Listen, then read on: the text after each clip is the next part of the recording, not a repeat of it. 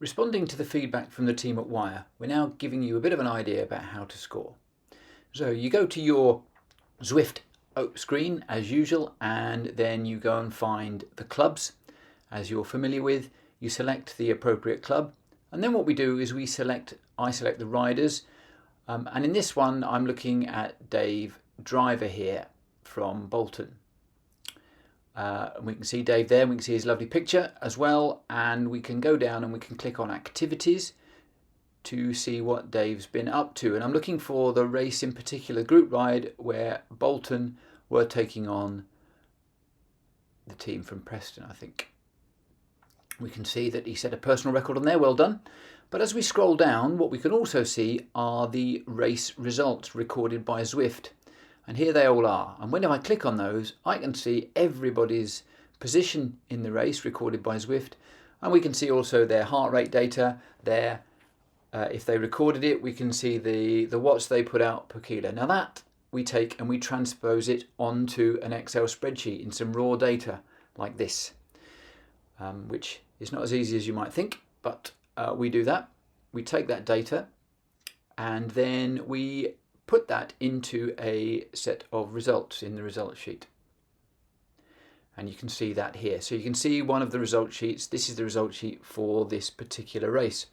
It'll tell us the total number of riders that took part, and that's important because that contributes to the score. The more riders, the bigger your individual score. Then what we do is, having put everyone in order, and with the help of the team captain, so I make sure that we've got every rider allocated to the correct club. We've got their gender, their age, whether they're veteran, over 50 or under 50, and then the team inside that club, whether an A, B or C team, and again that's an allocation by your captain. When we complete that, that takes your scores and puts your scores and gives you various bonuses. So if you get a bonus, the female riders get a bonus score, and the over 50s and under 18s get a bonus score to give you a total score.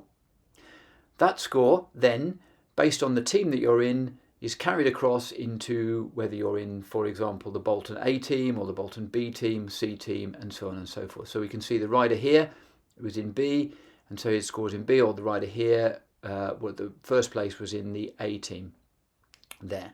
Those scores are then totaled, so each team gets a total number of rider points allocated to them.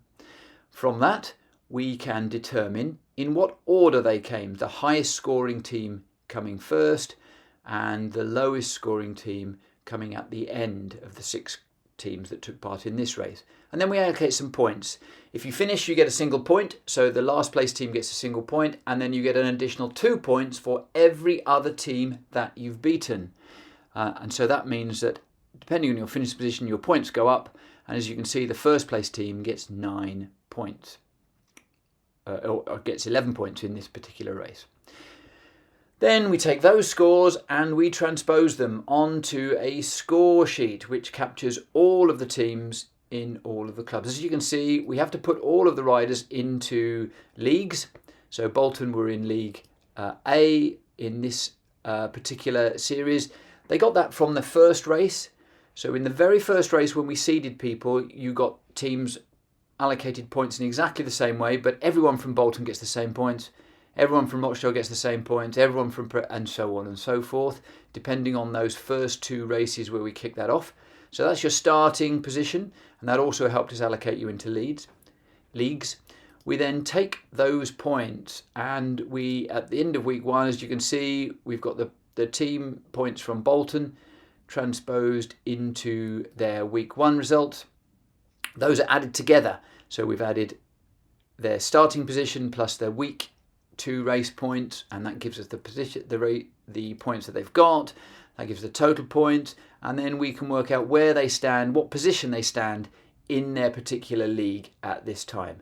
And that will be the same. We'll add those on for the 3rd week, 4th week, 5th week, and 6th week until we get to the end of the leagues. And that is how the scoring system works to allocate the leagues. As you can see, Rochdale, because they have large number of teams made up of a large number of riders, they tend to do particularly well. But we're very pleased to see how well Tri-Lakeland are doing also in theirs. So hopefully that gives you some insight into how the scoring works.